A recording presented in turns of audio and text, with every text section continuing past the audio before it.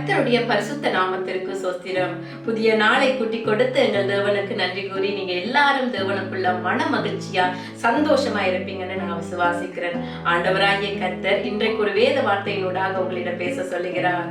1 கொரிந்தியர் 8:3 தேவனில் அன்பு கூறுகிறவன் எவனோ அவன் தேவனால் அறியப்பட்டிருக்கிறான்.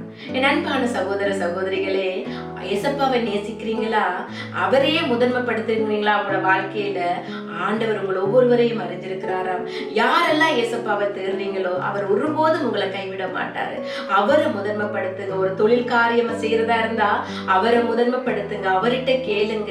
உங்களோட வாழ்க்கையில என்ன காரியம் செய்யறதாக இருந்தாலும் அவரை முதன்மைப்படுத்தும் போது அதுல நீங்க வெற்றியை காண்பீங்க.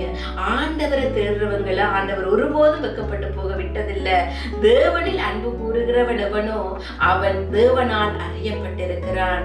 அப்ப ஆண்டவரை நேசியுங்க, வேதத்தை தியானியுங்க, அவருடைய வழியில் நடந்து வாங்க. அவர் உங்கள் ஒவ்வொருவரையும் ஆசீர்வதிப்பார். அப்ப ஆண்டவரை நோக்கி ஒரு சின்ன ஜெபம் செய்வோமா? அன்பான தகப்பனே, அப்பா உம்மை நேசிக்கிற இருதயத்தை என்ற ஒவ்வொருவருக்கும் கட்டளையிடுங்க ஆண்டவரே. இந்த உலகத்தில் இருக்கிற எல்லா அன்பை காட்டிலும் நீர் எங்கள் மீது கொண்ட அன்பு மிக பெரியது ஆண்டவரே. அதை உணர்கிற இருதயத்தை எங்கள் ஒவ்வொருவருக்கும் கட்டளையிடுங்க ஆண்டவரே. உம்முடைய வேதத்தை தியானித்து உம்முடைய வழியில் நடந்து வர உமது சாயலாக நாங்கள் மாற எங்களுக்கு உதவி செய்யுங்க. இயேசுவின் நாமத்தில் ஜெபம் கேட்டு நிற்கிறோம் பிதாவே, ஆமேன். நீங்கள் எல்லோரும் மிகவும் விசேஷமான நீங்க. ஆண்டவர் உங்கள் ஒவ்வொருவரையும் ஆசீர்வதிப்பார்.